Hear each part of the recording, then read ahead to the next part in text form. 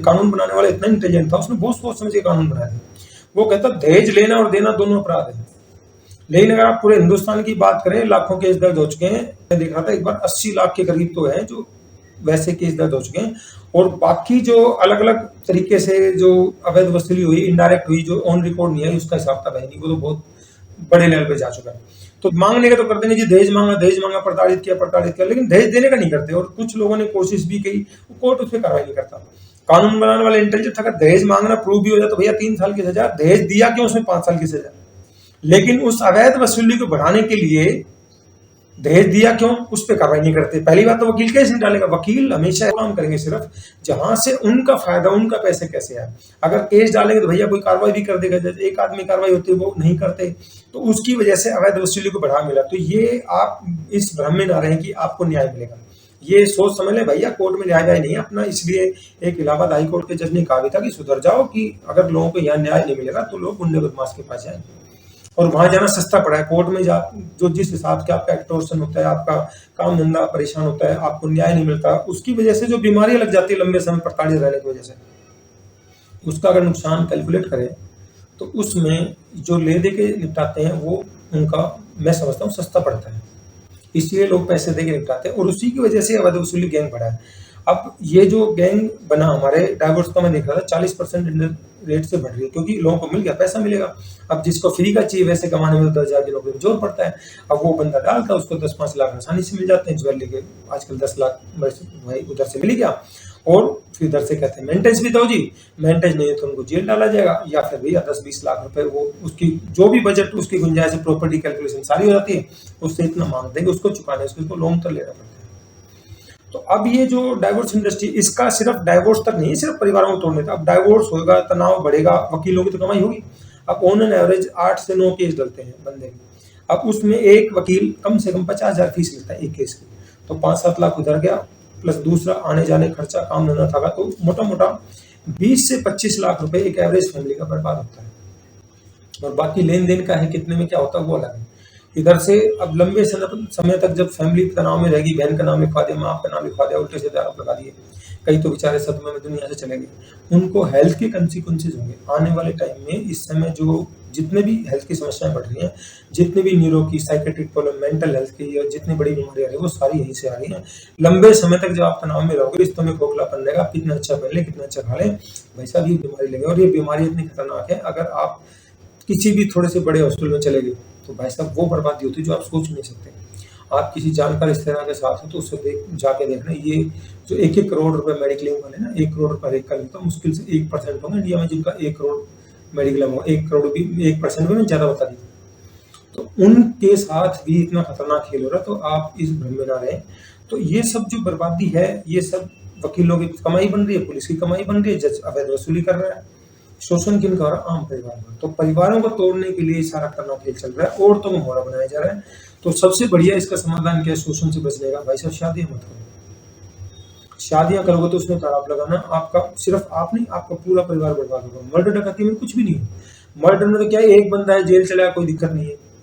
ये जो खतरनाक खेल चल रहा है, अब एक और खेल चल रहा है जी, पोस्को वाला। अभी मैं नारनौल में था, कल एक केस देख रहा था। एक बंदा था, वाल्मीकि परिवार से थे, उसकी सगी बहन से, भाई था वो 18-20 साल का था, उसकी माँ पे, सगी माँ पे और भाई पे आरोप लगवा दिया कि मेरे साथ ये करा, वो करा, मदर ने सहयोग करा, रेप किया। और भाई साहब उन दोनों को 7-7 साल की सजा हुई। मैं उस लड़के को जानता हूँ, वो भयंकर रूप से रोता, वो टूट के रोता जेल में। तो सोचो, सगी बहन से भी आरोप लगाया जा रहा है, और पिता पर तो आरोप लगाना बहुत आसान है। कोई लड़की अगर बाप पे आरोप, तो कहे बाप ने ऐसा किया होगा, ये क्या होगा। सोचो, सगी माँ पे आरोप लग रहे हैं, किस खतरनाक लेवल तक। अब उस लड़की ने तो ये पोस्को केस लगाया नहीं, उसका केस किसने लगाया? किसी वकील ने लगाया। तो सोचो, वकील अपने फायदे के लिए किस हद तक सोसाइटी का नुकसान कर रहे हैं। अच्छे काम के लिए काम नहीं। और अभी मैं देखा था, एक और था कोर्ट एम्प्लॉय, उनका नाम मैं नहीं बताऊं, वो शरीफ बंदा, मैं उनको जानता था 12 साल से, बहुत शरीफ बंदा। क्योंकि जो बंदा अगर कोर्ट में नौकरी करते हुए रहेगा, उसका गलत नेचर होगा तो उसके व्यवहार में वो चीज दिखेगी। इतना निहायती शरीफ बंदा, रिटायर होने भाई साहब वो घर के साथ प्लाट लगता था, वो सोचे चलो प्लाट खरीद लेते हैं, थोड़ा घर ठीक हो जाएगा, बच्चों की शादी वादी करनी। भाई साहब वो पड़ोस में किसी ने छोटी बच्चे से रेप का इल्जाम लगा दिया, उसको केस लगा दिया, उसको सजा भी सुना दी। और वो बंदा इतना परेशान था जेल के अंदर, मैंने देखा उस बंदे को, भाई साहब मैं बता नहीं सकता मैंने उसको कैसे काउंसलिंग करके उसको समझाया। अब 5 साल की सजा, इधर से जेल में डाल दिया, 3 महीने बाद उसकी बेटी की शादी है। उस बाप पे क्या बीतेगी? जो मर्डर करते हैं, डकैती करते हैं, रेप करते हैं, उनको फर्क नहीं पड़ता, फर्क उन पे पड़ता है जिन्होंने वो अपराध नहीं किया। अब उनकी 5 साल, वैसे 10 साल होती है प्रूव कुछ करें, वो तो शरीफ था, जब जजों ने थोड़ी 5 साल कर दी, अदरवाइज 10 की होती है, उसको जमानत मिले, वो बेचारा उसकी ज़िंदगी एक तरह से खत्म कर दी। तो ये पोस्को वाला जो खेल चल रहा है वो बहुत खतरनाक चल रहा है, और करवाने वाले वकील ही है, सरपंच प्रधान, इनको एक्सपीरियंस होता है, पुलिस का एक्सपीरियंस होता है।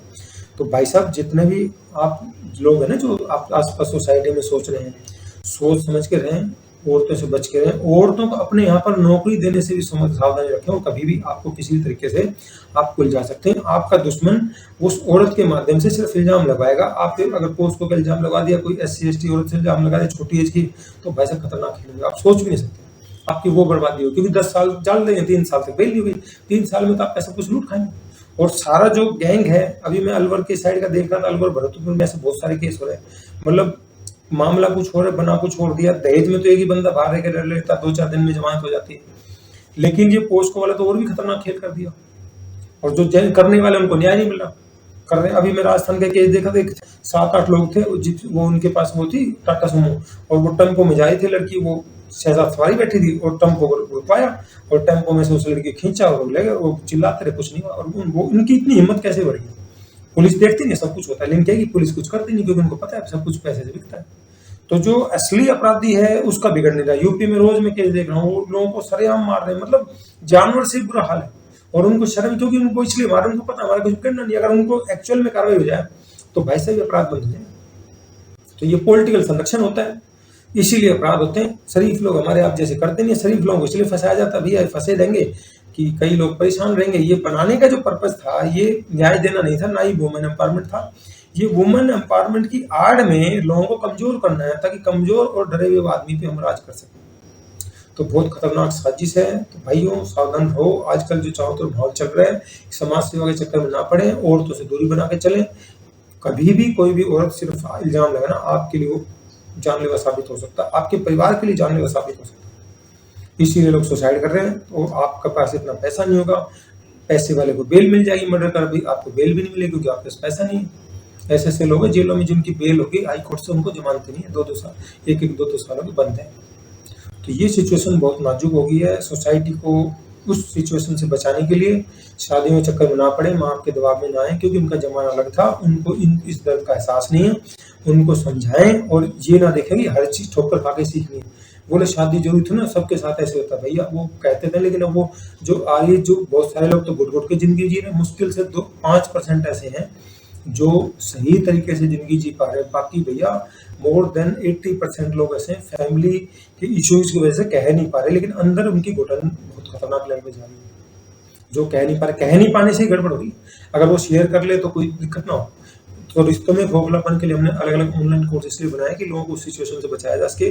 और ये वीडियो जो बनाने का पर्पज है कि लोगों को जागरूक किया जा सके कि भाई साहब इस सिचुएशन से समझ जाओ, आने वाला टाइम जो चल रहा है उसमें अगर आपने थोड़ी सी लापरवाही बरती, आप संस्कृति के संस्कार के चक्कर में पड़े रहे, आप सोचेंगे कि हर एक के साथ में होता है, ये तो सारी औरतें ऐसी थोड़ी होती हैं। वो भाई साहब ऐसे ऐसे जो शरीफ दिखते हैं ना, वही सब ज्यादा ड्रामा करते हैं, जो सत्संगी दिखते हैं।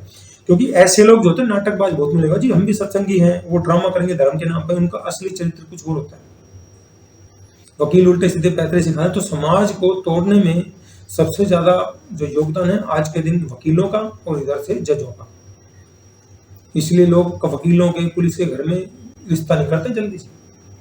तो सावधान रहे। मेरा पर्पज यही था कि आपको जागरूक किया जाए, और आप उस दलदल में फंसने से अच्छा है कि बचा लें, नहीं तो भाई साहब घूमते घूमते थक जाओगे, आपको न्याय नहीं मिलेगा।